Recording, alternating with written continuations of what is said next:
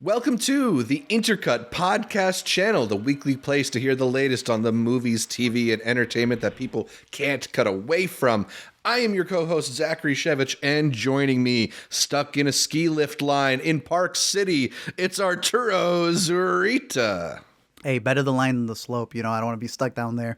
Get a winter 127 hours, but hey, I'm excited to look back at the years of Sundance and Salt Lake and Park City.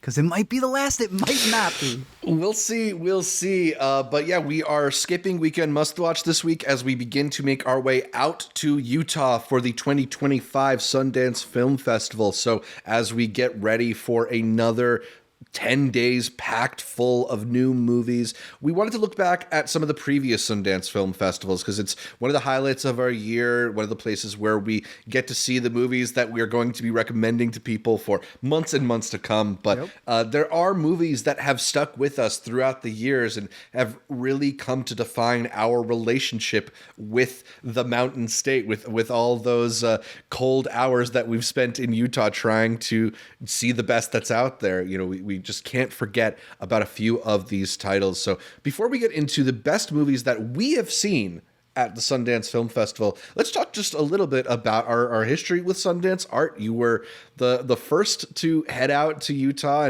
and catch a bunch of movies. When was the first time that you went out to the Sundance Film Festival? 2017. That was when I decided, I'm going to go all out. I was in film school. And I told my teacher, hey, I know we're picking directors next year. It cost me a directing thing, bro. I could have directed a movie for the thesis thing that you're supposed to do in school. And I was like, I don't want to come out there. He looked me dead in the eyes. He said, go. That's where you're supposed to go to begin with. Go for it. Came back. And it was, life-changing experience. You literally get to see so much out there, from the networking to just the magical side of going up to the mountains in Park City. As they talk about maybe moving it will take away from a lot of the magic. As the governor himself has said, Utah is Sundance and Sundance is Utah. I think it's one of it's most synonymous with. But for me, it was one of the big trips for the channel expanding, not just in terms of us being able to do and provide more coverage, but it was around a time where YouTubers, like, I did not get accredited 2017. I did not get accredited 2018. Like, there was a whole road to be built from them wanting to have YouTubers there, from building a channel that's big enough. And it changes. Like, the amount of subscribers I had at that time, you can have a fraction of that now, because they are now open to actually getting things out there. And, like, early on, you just have to have the commitment of, are you crazy enough to, put aside and make it out there? It costs a lot of money. It is an investment. But to me, it's one where it gets to be the combination of the vacation that is also work in a job where you are always working, watching movies, and you take a break by watching movies. Right. It's a twofer. It's expensive, but it becomes one of the things that we look forward to at the beginning of the year, an invigorating way to get into the best movies of the year. And we always come out with not just an Oscar favorite by the end of the year. That's cool. I like being able to know what the best of the best is, but I'm there for my favorites, even if they don't make the Oscars. And many of those are here in my top 10 list as I look back at the years. Yeah, I when we go to most film festivals, there's going to be a couple movies there that end up in the Oscars race or are splashy because there's a bunch of celebrities involved. But Sundance has become a real place of discovery for us. I think every year we come away unable to stop talking about a film that came from a filmmaker whose name we had no idea existed prior to our arrival in Utah. And that's really the magic of the festival, is that ability to discover things, is that ability to showcase first or second time filmmakers, overlooked filmmakers that are capable of some really amazing stuff. And those are the movies that have really stood out to me in my experience with Sundance. You mentioned you first went out in 2017.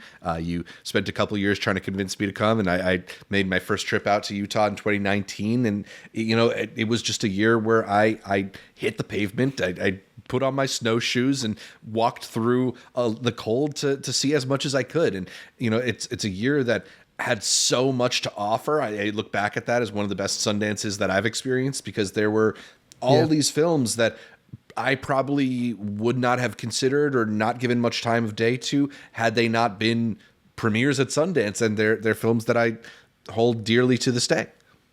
Yeah. I would also say that there's an experience of going to a film festival where there's barely even posters. We get bombarded with so many trailers and stuff. We know what we're getting into. We've also been told what's good, what's not. You get to go in there and be a part of the experience with everybody. And that is special, not just at Sundance, but at most of these film festivals. It is an environment that, you know, could bring out some bias. People have that festival hype that they bring into movies. Yep. We've been around enough. We get hit since the first year. It's just festival hype. Hereditary, Festival you're full fever. of it.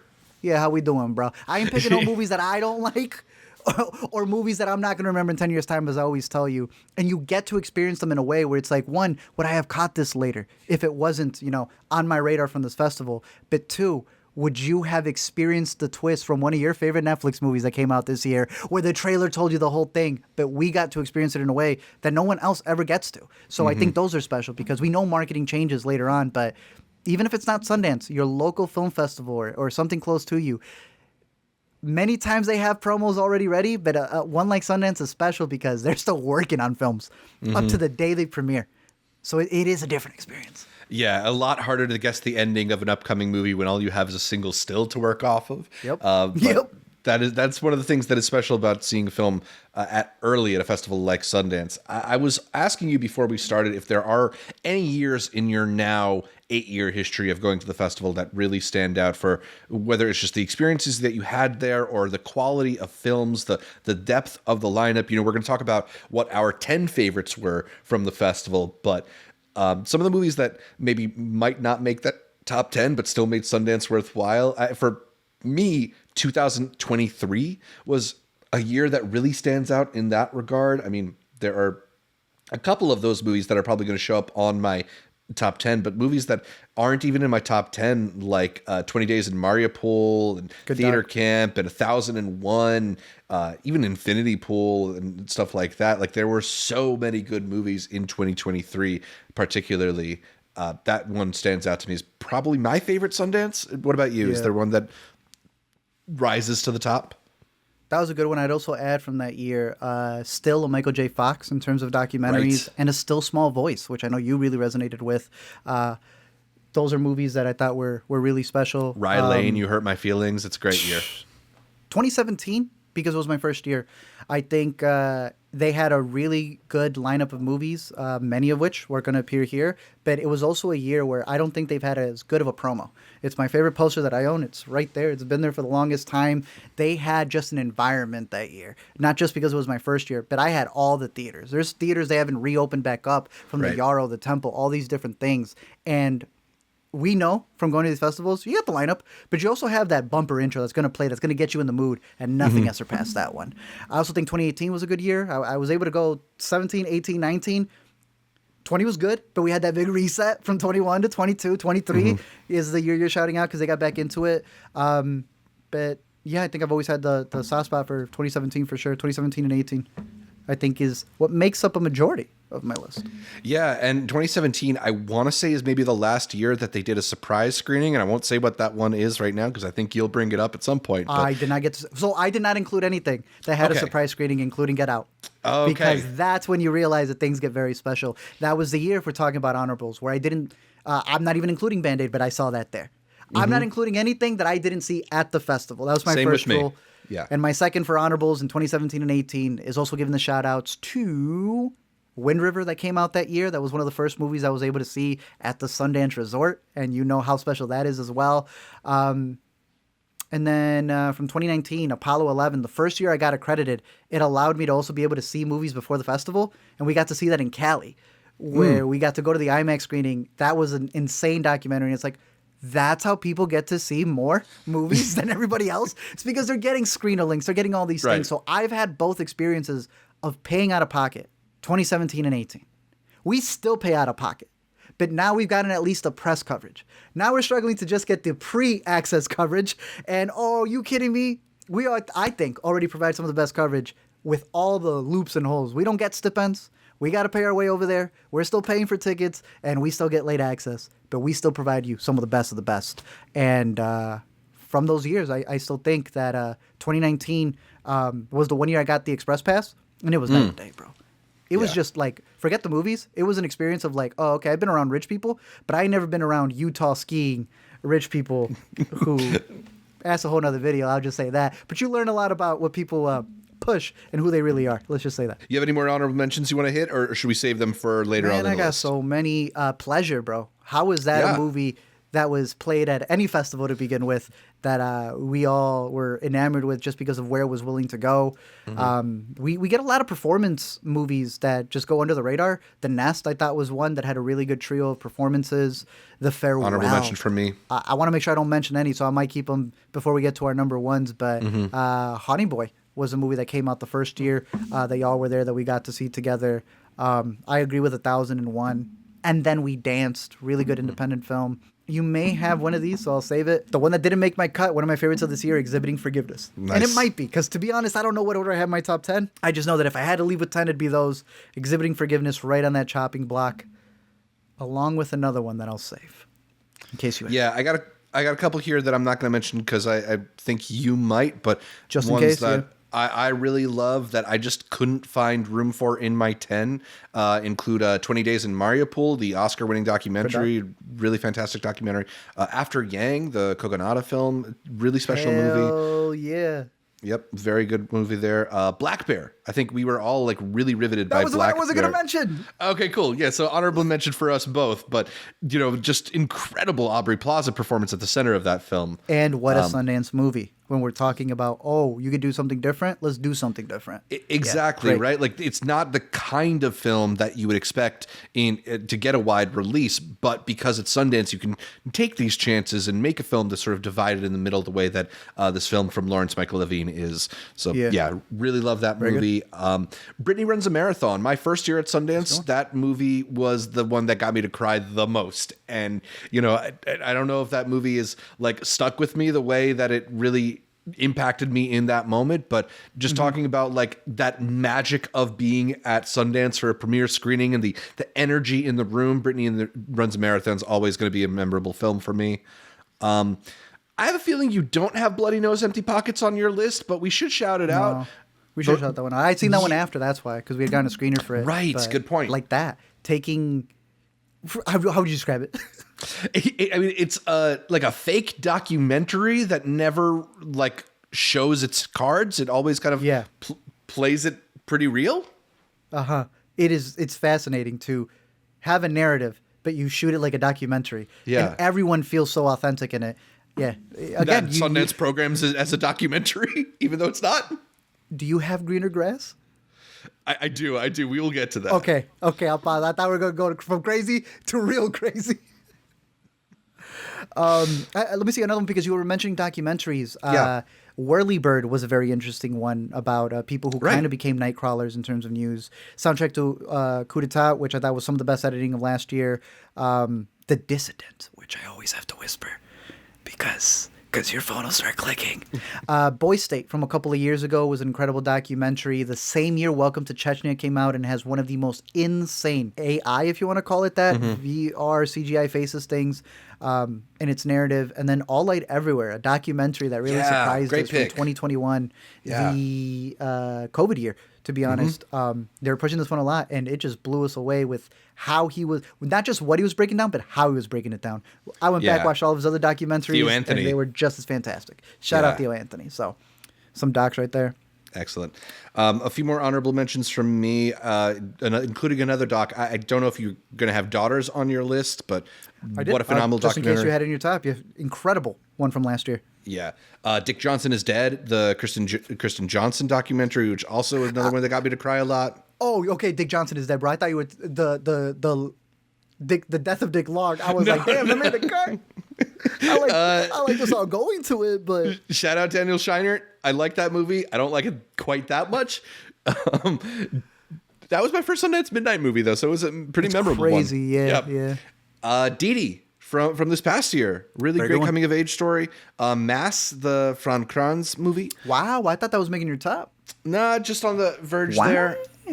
Sometimes I think about dying. You mentioned A Still Small Voice. 3 Minutes of Lengthening, the really remarkable documentary from I think it's Brianna Stinker. Jesse Eisenberg's When You Finish Saving the World. And then the last one that I'll mention here is A Different Man. And like, it probably should be in my top 10. I just named it my favorite movie of 2024, but I just kind of feel like I'm talking about that movie so much right now that I want to talk about some other movies. Why would it not be in there? It should still be in there. You double it up. Zach surprises me. Zach did not have A Different Man in his top 10, becomes his number one movie, and then he's keeping it up for the Sundance Award. We could just say that this is a Different Man memorial Inspired. list or something. Exactly. Yeah. Okay, let's start. All right, so in a little bit, we will get into those top 10 films of Sundance in our experience, the Sundances we've been to. But first, make sure you subscribe to the Intercut podcast, either the video podcast on youtube.com/intercutpod or the audio podcast available on most podcatchers. Also, follow Intercut on social media, whether it's Facebook, Twitter, Instagram, Blue Sky. We are at Intercut Pod. That's Intercut POD, and that is short for podcast. Also, you can support the show for as little as $3 a month right here on YouTube by clicking the join button under our video to become a member, or you can head over to patreon.com/intercutpod to join the Intercuties. You'll get early access to episodes like this one, the ability to help us decide future episodes of the show, and an invitation to our monthly Intercutie video chats. Also, be sure to leave us a 5-star review on Apple Podcasts. If we get to 250 5-star reviews, we'll invite you to join us at the last Sundance in Park City, if that one ever happens. Just the invite, though, because I don't think you got room. Yeah, I mean, you kicked me out of the king bed this year, so I can't share that with our guests. You got the couch. You got snow angels outside. I'm not the one sending out the invitation. You got to have the snacks ready. You won't be able to throw out your Oscar snacks. Exactly. You're going to have to feed them. I mean, look, you got to pay your own way, but we'll be there to join you, I guess, right? Not legally binding. I don't know.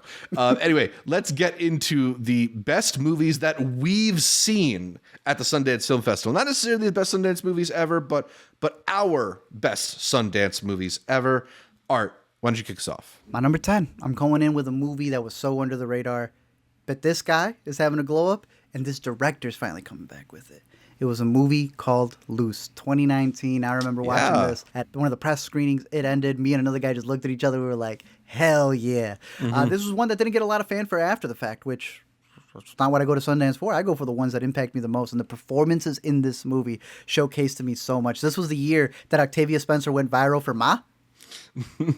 I'm letting you know. She had a less funny version over here with that same gravitas that got y'all to love that movie. Naomi Watts was killing it, but I specifically was there for Kelvin Harrison Jr., who's going to have an amazing upcoming year, along with the director, who's got some big projects coming up. I love this story about it's a kid who, because he was adopted by white parents, he's got this almost disassociated way of looking at the school compared to his classmates because they're all in sports, but one of them doesn't have the backing or isn't considered as smart as he is. And it's it's the way that it plays with his identity and how he's able to also use that. Like, he's almost like aware, y'all see me as the Barack. What can I get away with here? Right. And it almost shows you who can be even more malicious. There's so many undertones in there, the way he plays with his parents and why they adopted him to begin with, what the black, I want to say principal, feels about him and what is she stopping him. So many good things in the script. One of the standouts, got it in my number 10. Yeah, really interesting film in the ways that it plays with racial politics and particularly people's preconceived notions and the way they don't want to seem certain ways as well. This is a movie that was so good when I caught it at a public screening. I actually asked a question because I didn't want to hear any more stupid questions from other people in the audience. So shout out Julius Ona. Not important now. People should watch the movie. It's. I have a script. Yeah, what would you say for someone coming in? For aspiring directors? Yeah. I know you get this one all the time. What about aspiring screenwriters? Luce, great pick at number 10 on your list. The movie that I'm going to go with at number 10 on my list is one that I wouldn't be surprised if you got it on yours as well. I'm going Judas and the Black Messiah. Ooh, that was the 2021 year when they went COVID. That should be on this list. There's no reason why it's not on this list. Yeah, probably the best movie we saw at that all virtual Sundance when we were all stuck at home. Incredible movie from. Yeah, right. Incredible movie from Shaka King. Telling the story of the Black Panthers and how, they became infiltrated in order to take down Fred Hampton, played incredibly by Daniel Kaluuya in this film. It's just a really riveting social thriller that leaves you on edge and is able to incorporate the real history in a way that's fascinating. Great performances, really like edge of your seat filmmaking. An excellent movie, one that got nominated for several Oscars for a good reason. So I got Judas and the Black Messiah at number 10. Oh, got to put that as my number one. I had one. I think my 2021 movie was All Light Everywhere. I don't think I went to my 2021 list. I just remembered All Light Everywhere, and I remembered Pleasure. Right. I don't know what else I'm missing from 2021. So if you mention something else, I'll add it to it as well. But no, that movie was incredible, and it continues one of the bits that we've talked about. That's a movie that had two leads, both put in supporting. Yeah. Which one of the I don't know why.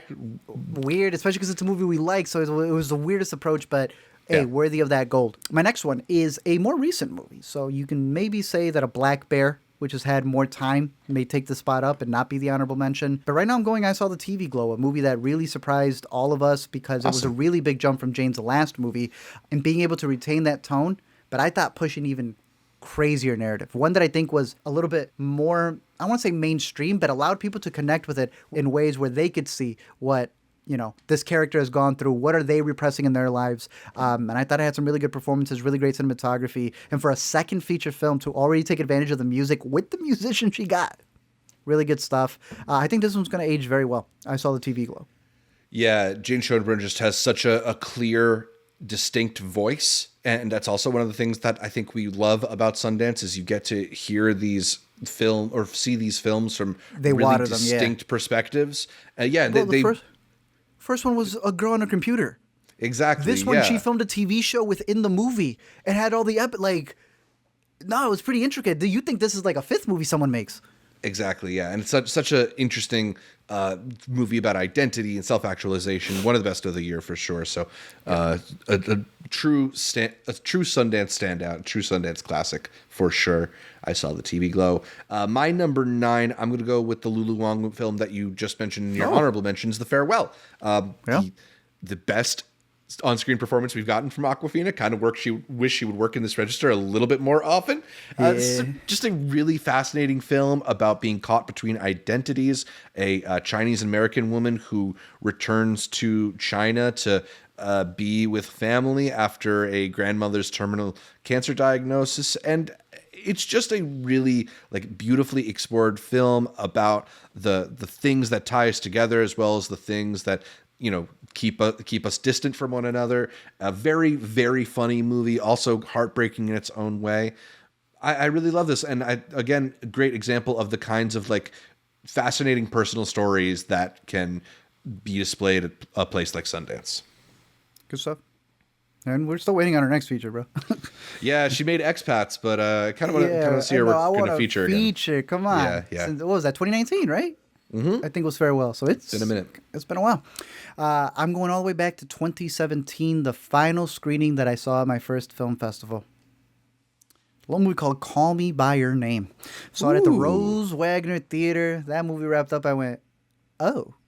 And what an award season that was for that movie. Mm-hmm. Hey, I mean, Luca, 5 times bigger than he was here. Timmy, a little bit more famous than he was in Call Me By Your Name. But the standout, of course, Armie Hammer coming back with you. You see? Yui Ball. Insane. Yeah. Insane marker. Yeah. Looking back at it, but, I feel like everybody knows this movie, the story, love it, hate it. It is one of the most raw and honest portrayals out there that you got the boy acting through the credits. One of the best dramas out there. I had already seen, I think, one Luca movie prior, and I did not know it was him. So when I saw this, I was like, oh, this is an interesting fellow. Yeah. And since then, I want to say Luca's really gone mainstream. That was, to me, I think fair to say, the point where he really had a much bigger hits leading up all the way to Challengers. Yeah, definitely. He sort of became synonymous with the certain kind of filmic sensuality after this movie. That's sort of become his bag, and he's one of our best directors right now. So that's to be there at that point early on, I'm sure was great. Definitely a little jealous of you for being there in 2017. That was him in the middle, because this man's been working for the longest time. But right. But it was the beginning of that transition to English, right? For him being mainstream, because I know he's doing American Psycho, right? Yeah, it's gonna be crazy, but I also still because after this he did that one with Dakota Johnson, where they're just like in the splash. pool. Yeah. So he does interesting moves. Going from Challengers and then Queer that's interesting. Then going from American Psycho to whatever the tiny thing is going to be. Fascinating director. When I started really getting into his stuff, and the start of Timmy as well. Call Me by Your Name. Oh, Definitely. and can't forget. There's no way. Someone's going to comment it down below. Michael Stolberg? Yeah. The GOAT. What's yours? My number 8, I'm going to go with the Philippou brothers haunted film, Talk to Me. Is this one higher up on your list? It should be. I've got really good movies from out. Look, my 7 was Call Me by Your Name. Yeah, it's tough. It's tough when I'm cursed with 2017 and 18, Zach. I'm sorry. Exactly. You're putting the best of 8 How different could it years not? together. But how could it not? I mean, the to best me, YouTuber movie.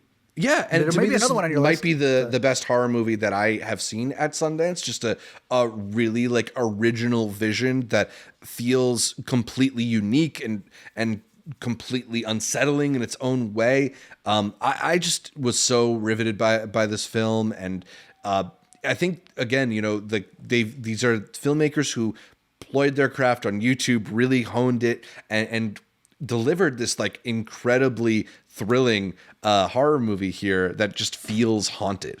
I love Talk to Me a lot. That was, we one of the films that we watched all together in a cabin, and I just remember that electric feeling of the film ending and wanting to like run around the room with excitement. Yeah, that's a good one. And this next year is about to be a bunch of YouTuber horror films. You could say they kind of paved the way for it, and I think right now they hold the crown. It'd be very hard to take away from them. Definitely. My next one, you can count it to 2 for if you want to. You had mentioned After Yang, but there's one special movie where I got to discover this guy, and I didn't know Haley Lou Richardson like that. I knew John Cho, but he was in the Star Trek movies. But it was this guy named Kogonada specifically who was touted as a video essayist making his directorial debut. All of his video essays were on Vimeo. I go and I watch them and I go, what is going on? I go and I watch this movie, and it has crept up higher and higher ever since I first saw it in 2017. Columbus is literally what you think of when you see people make video essays, and you think, well, what if you made a movie? This is the best possible version of that. The compositions, the acting, the script, all of it fires on all cylinders. It is probably the one movie that when I was giving out recommendations, this stuck like glue to people. They caught this and they're like, yo, these are the recommendations we want. After that, he did After Yang. That was the Harry Potter year, I want to say, where it was like second COVID. We were in person, but not in person. And that was also interesting to see how he was able to level up. Colin Farrell, was it Jodie Turner in that one? And being able to create a family, dealing with AI. I think he makes the richest scripts possible and then says, all right, forget it. I'm not going to mention anything that I wrote. It's just this one little spot right here. There's one scene in particular in Columbus where they meet each other and there's just a fence between them. And as they talk and get to learn each other, it gets to the gate where it opens up and it's just them. And I'm like, I feel you explaining this to me in real time. It's just beautiful, beautiful, beautiful. If you've been following us, you probably already know about Columbus. But if not, you have a director to really get into. Columbus, After Yang, Kogonada, you're the best. Yeah, one of those films that its brilliance is so subtle you may not even notice it, but it is really it's just such it washes over you. Yeah. It just is such a like well articulated movie, brilliant acting, brilliant writing. A great pick for sure. All right, going into my number 7 is another one from this past year. I'm gonna go with Jesse Eisenberg's The Real Pain here. I guess the theme of me discussing my favorite Sundance movies is like how much I cried during them. But this one, I cried so much. Just reminded me so vividly of like my cousin and our relationship as well. And, to me, this is maybe one of the best films about cousins, a film that explores family bonds and inherited traumas, generational trauma. This is the story of him and a cousin going through a Holocaust tour in Poland and visiting a family's home that was taken from them. Just a really empathetic and textured writing. The characters feel really vivid, and the dynamic between them is so real, so funny, but so heartfelt. And just like I dare you to watch this film and not be moved by the dynamic between them, as well as that final shot of Kieran Culkin. It's really great stuff. So good. I've got that as my number 4, my favorite Okay. film from this year. Awesome. And that idea of it being cousins instead of brothers, I think, is a very good narrative approach to it because you get to have that relative, all those familiar bonds, but it's not as close as a brother. So you are able to add some distance to it. No, it's fantastic. One of my favorites. Yeah. The freshest one really on my list here. And I'm surprised, bro. You didn't have this in your top 10 of the year, but now you're not having your top 1 of the year this Sundance. I like to be an enigma. I don't know. Only Zach. But we move on to the next one. Let's do which it. was the year right before you came in. And if you were there, we would have had a blast with this one. Sorry to bother you. When I went to see this, Yeah. that's when I learned about producers leaving. They were the ones with, blinking on what the color was that year. They all got up and I was like, oh, you could literally just leave in a movie. It's everything that a movie shouldn't be. And I absolutely loved it. Armie Hammer, what the hell happened to you, bro? Come on. This is the Boots Riley movie about a company that's trying to take over people without them really knowing because society's really dumb. Shows on TV are just people slapping each other. But the big premise becomes in this company where a worker is part of a call center where he has to use his white voice. That's the pitching element, only for you to realize that it's a movie about CEOs and how they control revolutions, how they build their own messiahs, their own Moseses, their own MLKs. In the most bonkers story possible that I don't even want to tell you what else is in store there. It's so vivid. It's so creative in what it does. I know a lot of people who didn't like it, but ironically, I think if they watch it back, they now like the things that are very similar or inspired from Sorry to Bother You. I think 2018 was just a little too close. I don't think it's just time. I think pandemic and everything has really changed people. Go back and watch it. I guarantee you like it. It's also just a case of a movie that is sometimes too much for people at first because there is like there are so many ideas and it is so outlandish and so absurd. It is almost like so absurd it's hard to take seriously. But when you think about what this movie is saying, it's one of the most articulate films out there about like unions and working class struggle and stuff like that. It is amazing film and probably would be on my top 10 had I seen it at Sundance. So that's a great I really like pick. that one. He did go on to work to Amazon, so that was very funny, making a show for Prime. But hey, he's got another one coming up this year. I'm very excited for it. Sorry to bother you at my number 6.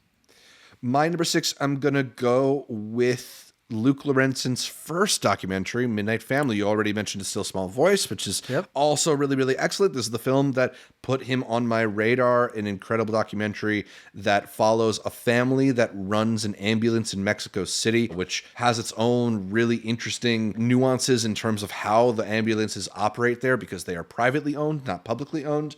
But the film is just this remarkable achievement because it is both this like incredible portrait of this family as they work to try to, maintain a life and earn enough of an income to keep the family afloat and keep this business afloat, but also just like their interpersonal family dynamics. It also is simultaneously this really incredible picture of the situation in Mexico City with the ambulances and how the medical system often fails people or leaves people without great options.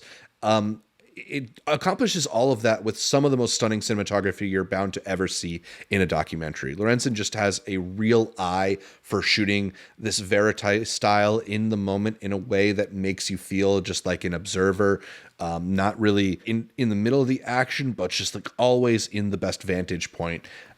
There's some images here that are so incredible. It's hard to believe they weren't in a scripted film, but yeah, Midnight Family, it's a documentary so good. They adapted it into an Apple TV Plus show that I still need to catch up, but very, very good documentary, I should say. Good story there. And honestly, he's going to go 3 for 3 whenever his next one is. Yeah. Whenever his next one comes out. I got full faith in that. Yep. Let's see. 10, 9, 8, 7, 6, 5. I got Past Lives. I think you made a mention to it. I have it number 4. I have it number 4. Oh, well, there we go. Past Lives. I remember we woke up early in the morning for this, and like you were saying, when we were covering some other stuff, Marjaro. John may not be the biggest draw, but boy, does he know how to pick these movies. It was a pretty empty premiere for us. For a movie that ended up making it all the way to the Oscars. a movie that has impacted our culture a lot more because of the creator in this thing. I think it is a beautiful story, not just about the past lives that you may have lived with somebody else, but the past version of yourself that could have been. A version of yourself that may know your home, your culture, your language a lot better if you didn't go another way. An insane what-if romance that has been interesting to see variations of it in Challengers because of the two writers being together. I really like this, and I'm so curious with the upcoming cast that she has for the next movie, how she's going to be able to handle an even bigger ensemble of actors because she's going up there. John Regaro's cool, and what's her name is really good as well, but she's got big names with Chris Evans in them next, so I think she's earned it already. I just hope I hope they deliver for her. Celine Song's next movie is going to be really interesting. I think it's called The Materialists. But yeah, it's also dealing with this sort of like love triangle kind of thing. So that seems to be her and Justin Kritz's bag. Yeah. But yeah, I mean, look, this is a movie that, again, this is 2023. So this was my favorite Sundance year. But when this movie premiered, everybody was sort of like, oh, this is the best movie at Sundance this year. Like it was fairly unanimously received as just on a league of its own, and for good reason, because this is such a evocative story, and while it has like kind of simple setup, it opens the door to so many ideas, so many branching paths, so many explorations of character. I love this movie so much. I'm glad you have it as well. It's my number 4, your number 5. Just easily one of the best movies we've had at Sundance in the past decade or so. It reminded me a lot of 2019 TIFF when we came out and we're boasting about Portrait, and people were like, I don't like. I'm like, what do you don't even know what I'm pitching you. What are you against? I just don't think I'm into that type of movie. And every single person who saw it would get the DMs going, hey, bro, I caught it. It was actually pretty good. Yeah. And the same thing happened here. Really, the biggest disconnect is maybe you haven't been in a relationship to really see what it is. But I was surprised with how many people were like, I don't watch slow movies. I see what y'all saw in this. And it's like, yeah, it delivers. Absolutely. So that's your number 5. My number 5, I'm going to go with a movie that we caught at the most recent Sundance, 2024's It's What's Inside from Greg Jardin. Just a movie that is so much fun to watch with a crowd. It's full of these incredibly riveting sequences and electric movements. The editing is just so dynamic and fast. The cast is so hilarious and fun. And it's just a great premise. One of those movies that once you kind of know what they're trying to do, it's like getting strapped into the roller coaster. You're on the ride, and you got to go be with it for the ups and downs. And it's a ride I really, really enjoyed. I've seen it so many times since Sundance because I think it's just so much fun to watch with other people. I hope more people get to experience that because it is a movie that ultimately went straight to Netflix. But again, one of these things that's great about Sundance or festivals like it is a rare opportunity to watch movies with a big, attentive crowd that might not happen again because these movies might not get a theatrical release. Yeah, that was one that I thought really stood out. Great pick. 2023 wasn't that bad of a year, actually, now that I think about it. Yeah. It was also like, they had 2 years off. So 2023 really had to step up at that point. Mm-hmm. Yeah, exactly. It had to be a return to form. Yeah. They delivered. My number 4 was A Real Pain, which we had mentioned prior. So we go back to yours, which was already Past Lives. So Past Lives. We're into the top 3. Hey, my top 3 are a variation of any of these can be number 1, if I'm being honest with you. And you had mentioned Judas, which I even forgot to put there. But there's 3 movies that I have known for having come out raving. People telling me, shut up. And then them secretly also liking these movies. I know 2 of them at least, so I'm curious what the third is going to be. Did we mention other movies such as The Kill? Oh, was it The Killing of Two Lovers as honorable mentions? Yeah, I'm glad you brought that one up. That's a big shout out that I want to give there because I thought that was really good. Lenore Will Never Die, a great international movie of a woman who enters an action film. Yeah, I feel like at this point you're not going to mention Minari, which isn't on my list, but that was my that's my 11. Last cut. That was my 11. That's literally 11 on my list. Looking at the honorable mentions. Yeah, dude. We got to say more than one word. Let's go. I mean, it's such a beautiful story from Lee Isaac Chung. We're wrong. Continue. I mean, the fact that we both have it 11 suggests that maybe it should have been there, right? It should have been higher, but we're trying to shout out as many movies. Yeah. Minari. Yeah. incredible year in that 2020. Golden Globes restructured everything for it to be foreign language because they wanted to be extra woke with it and messed up. They should have just stayed asleep. Ruined that movie, which was an American film that because it had a different language, they put it over there. Made it all the way, I think, to the Oscars in that same vein. I'm glad that he was able to do something like Twisters and make a very fun blockbuster that had its indie roots because he was also from Oklahoma. Mm-hmm. But they got to give this man another chance. They sent me the box set. I remember when the publicity team even sent his previous movies. It did not include Minari, but it was his older stuff as well. So he wasn't even a director where it started off at Sundance right away. He was doing the work, getting in there. And I think you feel it in this movie. Talking about cousins again. The director is cousins with Steven Yeun, and just what they were able to bring in imitating their, I won't say imitating, in evoking their fathers in this movie. The way they speak about that is so almost surreal because they get into this spiritual state in him directing his cousin to be like their parents that got them there. Because they're just really the kid in the movie. They don't know about all the struggles that came with it. Beautiful, beautiful. Honestly, one of the most American films. Something that I will also apply to another one that I have in my top number 3. Minari, great pick. I mean, we're talking in 2024, the year where we got The Brutalist, and that is like an incredible story of American immigration, and Minari is its own version of that story, and maybe a more low-key version that doesn't have quite the grandiosity of these like magnificent architectural structures, but like this is a film that really gets at the intimacy of it, the nuclear family dynamic that exists at the heart of these stories, and just all the experiences of being, you know, caught between identities. You know, I talked a little bit about that with Farewell. This is another movie that really, really understands the nuances in culture around that. And it's just so charming. It's so well acted. It's so sweet. Just a really, really great film.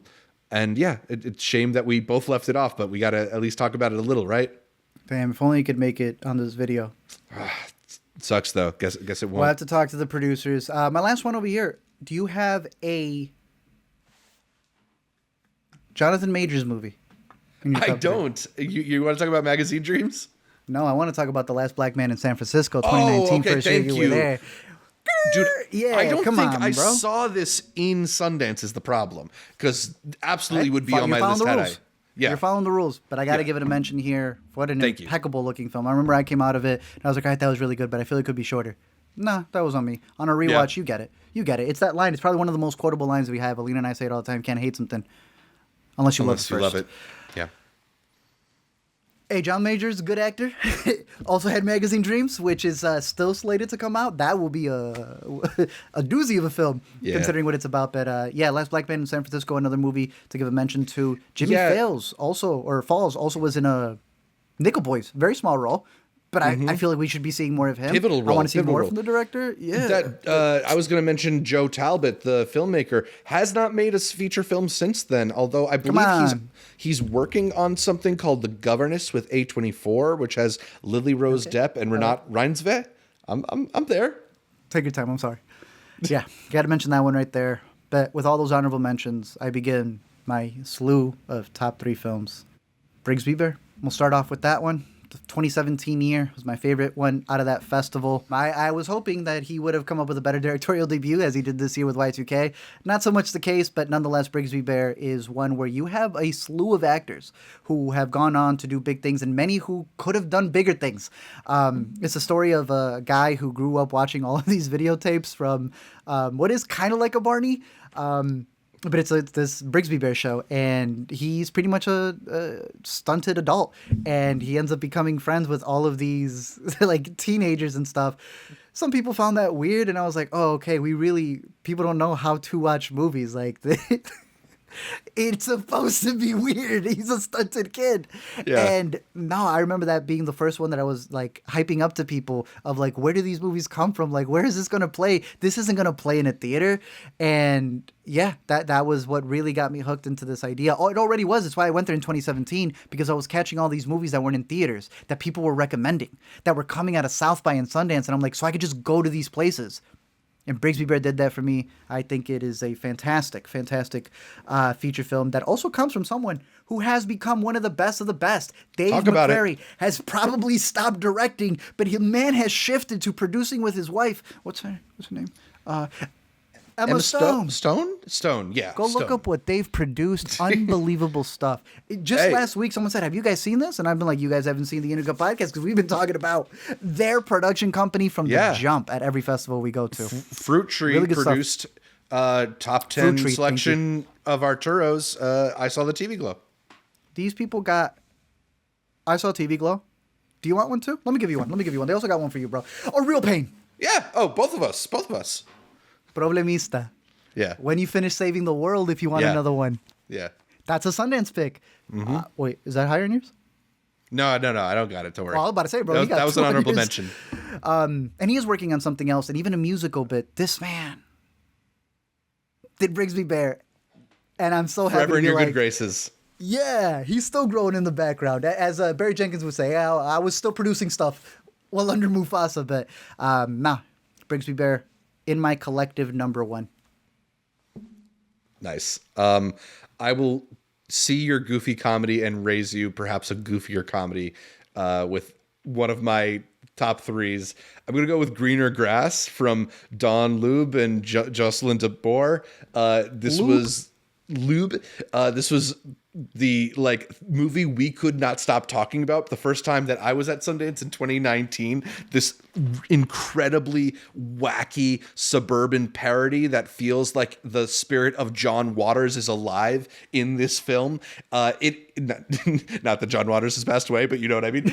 This is such a crazy comedy of suburban jealousies and anxieties, just a really funny send up of that whole idea that's candy coated and dreamy. So many fun quotable lines, so many incredible silly outfits, just a very weird movie, very Adult Swim energy coming off this one. Yeah. A hilarious movie to show to friends without explaining anything and just watch their faces start to turn. When a soccer ball comes up on screen. Ridiculous. One of my favorite screenings that we had as a group, because that was the first year where we had everybody. We've got our core group at this point, but we came with all the boys and stuff, and we were it was a ride, and it was at the Ray too. So we had the best way to see it because it's our favorite theater. Some of the hardest laughs I've ever had at Sundance were for this movie, so highly recommend. Check it out. And that's another thing. It really lets you open up your stuff because some of you like one type of movie. So if we tell you to go to Sundance, but you're not open to it, it's like I'm pitching you a sushi restaurant and you only like fish. Yeah. Like, we can go from something as idiotic as Greener Grass and then talk about past lives. Like, the genres that they're not afraid to span through is why I really like Sundance, because their programming hits the spot of what it needs to be. Fantastic pick. We love that movie so much I can't even explain some of the stuff that we tried to, and let us explain Once Upon a Time. You can always check that out. All right, hit me with another. Number 2. I think it may be the one that you're guessing. Go for it. Ooh, Brigsby Bear was going to be one of my guesses. The other guess, why is it slipping my mind right now? Just hit me with it. Searching. Oh, okay. I was going to say Hereditary. That's the one you're probably saving for number 1. My number 1's Hereditary. Both 2018 movies. I guess if I'm really restructuring it, 2018 was that year.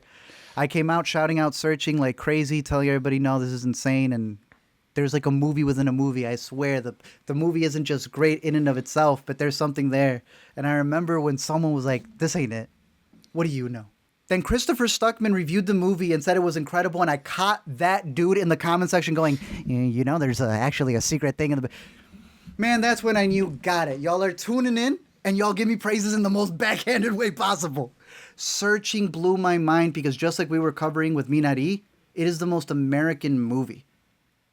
By not having you say, oh, this is an Asian parent. No, it is an American parent looking for their American child, and the most American movie that has been influenced all the way down to DD, which you mentioned. The editing on-screen format reinvigorated what was just on the surface from like Unfriended, and there was a couple of other ones. There was I know that one where someone gets like indoctrinated into stuff, but it hadn't hit the gear that this one had. This blew it up. And that style has been used everywhere. But I also think it's a solid story. It's a solid thriller. The gimmick in and of itself is already incredible because it becomes a period piece. They weren't going to update it every single time. They just stuck with that version of Facebook and online. And it just works so well. It's edited beautifully. The performances are great. And I really love the story of it. Searching, one of my favorite movies out of the festival. One of the ones where people thought I worked for Sony, but I guarantee you I do not work for Sony because they don't invite me to screenings. When I love a movie, I shout out a movie to that degree. And sometimes it works for marketing purposes, and then people want to take advantage of you for marketing purposes. But hey, you cannot fabricate the love that a person has for a movie, and that one hit on all corners for me that year. Yeah, I mean, they do a really excellent job with the Screen Life stuff. I mean, almost so much so that it feels like every Screen Life movie since then has been existing in its shadow. Like, nobody's quite utilized that format better. Employees, like, that's the part. It's like, no, it actually is people who worked on that movie through and through. Yeah, no, it's one of the standouts for sure. And it was in the next category, which, funny enough, now it wouldn't fit in the next category.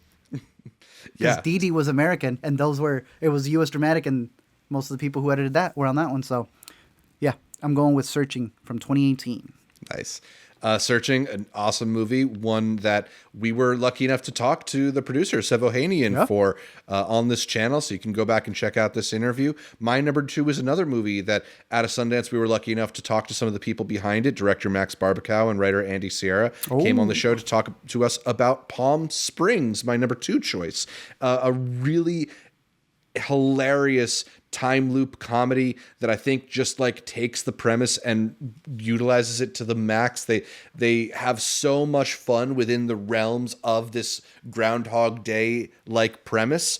To me, this has just become a really easy hang rewatch. Like, if I'm ever looking for something to put me in a good mood, Palm Springs is one of the first movies I turn to, largely because of the how charming the cast is. Andy Samberg and Kristen Milioti just are an excellent romantic comedy pair who are... Release it now? Exactly, right? And the way that people have grown to love Kristen Milioti in the years since then. I mean, I think a lot of people really responded to this movie because it was this just absolute delight to come out shortly after lockdowns for the COVID pandemic. And it's just such a balm, such a salve, so funny and so heartwarming and uplifting.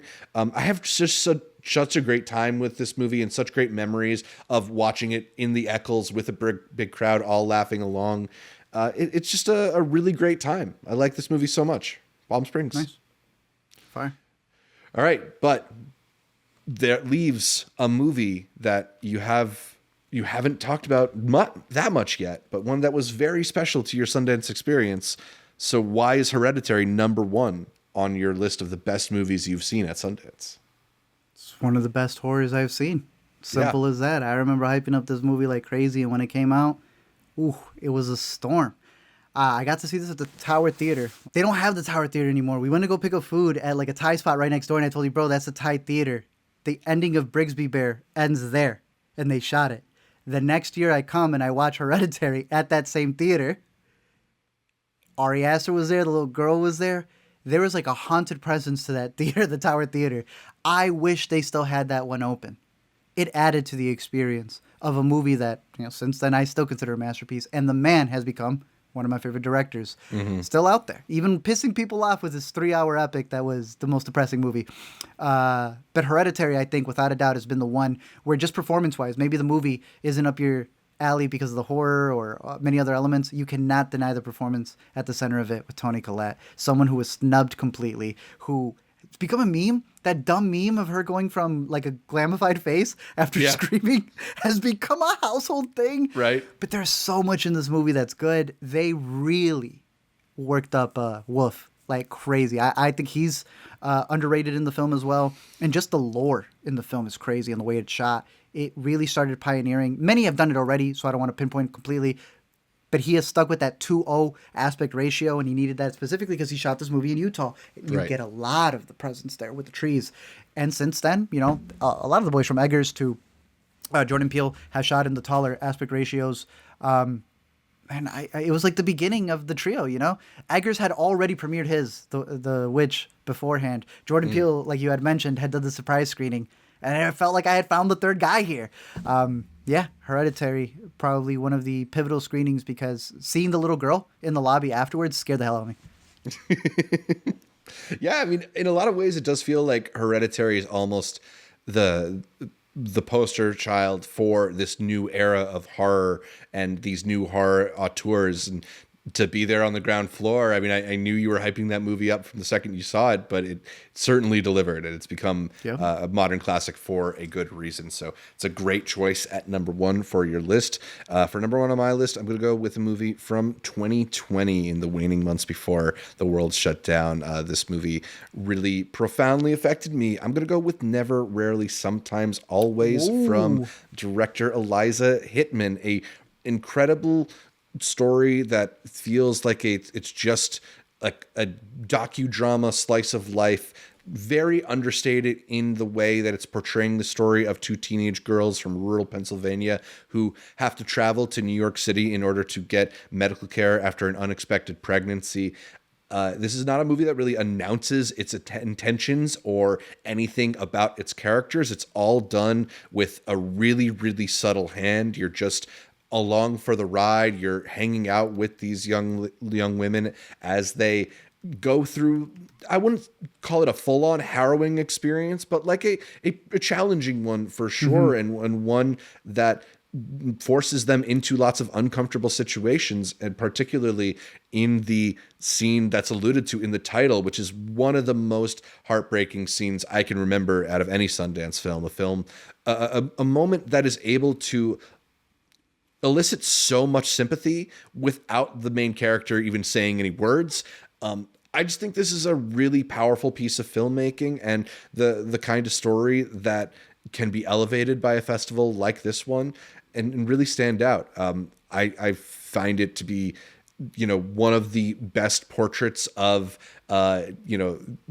abortion that we have. I think a lot of times when we talk about it, we have to look back into older periods of history, and we don't deal with the modern situation that many people find themselves in. And this is one of the best examples of, that of being rooted in our modern reality, but being able to take a step back and see the wider picture. And I think it's really remarkable filmmaking. I can't wait to see whatever Eliza Hittman does next. Yeah. It's been a while from both of them. I know both actors have gone on to do a couple of things. Yeah, that was a movie that we were promoting it like crazy, and we would get hit every single time using any trailer footage from it. So that I hate when indie films kind of shoot themselves in the foot for that. Yeah, but that was an outstanding picture. That just has to do with the studio PR. Has Hittman done something since? No, I heard on an interview with Jesse Eisenberg that she's apparently having trouble getting her next movie funded, so he's trying to help her out. But fascinating. Yeah, it's been a few years. But no, she's a big filmmaker, because if we were to have Chase on, Beatrats was one of his favorites from that year. He didn't get to attend that year, but it was one of his favorites coming out of Sundance. Yeah. So she's been on a record there. I guess she did A Friend in the Family. That's TV, but, not the same. Movies. Yeah, I want to see the follow-up there, but hey, solid. Yeah, a bunch of great movies. Let us know if you've had a chance to see some Sundance movies, what your favorite movies are from the Sundance Film Festival, whether or not you got to see them in Utah. Just because we have that privilege doesn't mean that you have to exclude yourself. We just want to hear what movies from Sundance you enjoyed. Turn the temperature down in your house. Exactly, right? Sundance. Look, it's cold enough here right now. I just got to open my windows and I can pretend I'm out in Utah. Just scrape the ice in the fridge a little bit. You can pretend. Exactly. But that's about all for this installment of Intercut. A reminder to tune in to all of our Sundance Film Festival coverage as we broadcast live from Utah and hit you with a bunch of reviews. Definitely let us know also if there's any movies in particular you want to hear us do reviews for, since we are missing out on this week's weekend must watch. But you got to catch the must watches for the future. Exactly. We got the whole preview, so you could see the ones that we recommend down below. And a reminder, in case this is the first time you're catching something for Sundance, maybe even in the future, but definitely for this year, they're still doing virtual. It may be the most expensive ticket you buy, but if you get a group of people, trust me, it is way cheaper and way better to catch an Oscar movie that will be nominated in the future from this festival, and you don't even have to leave your couch. Yeah, you might see one of the films that Years from now, you'll say is one of the 10 best films you ever saw at a Sundance Film Festival. All of these we've done in the preview, so you may already know next year's pick just by going down below. Exactly. Click those links. You can catch more from me across social media at Zshevich or wherever you find videos at Multiplex Show. Art, where can people find more from you? You can find me at LME Movies and on social media or every week here on the Intercut Podcast. You can listen to every episode of the Intercut Podcast on iTunes, SoundCloud, Spotify, whatever your favorite podcatcher is. I like to use Overcast. And then make sure you're subscribed not just to the audio podcast, but to the video podcast as well. YouTube.com/IntercutPod, where you can catch our frigid faces as we get ready for another Sundance Film Festival and continue talking about the latest in entertainment. Find new episodes of the Intercut Weekend Must Watch every Monday, unless we're replacing it with something like this one.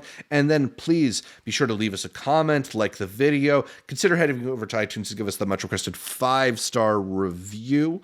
You can like our Facebook, our Instagram, our Blue Sky, our Twitter. All of those pages are at Intercut Pod. You can also support us at Patreon at Intercut Pod or right here on YouTube by clicking the join button. And you can get updates throughout the week by going over to the Intercut Discord, which you can find a link to in the description of this episode. It's the best place to get updates throughout the week from Art, from me, from all the guests that we feature right here on Intercut. Thanks again for tuning in. And until next time, shout out Robert Redford. Thank you so much, Rob. Thanks, homie.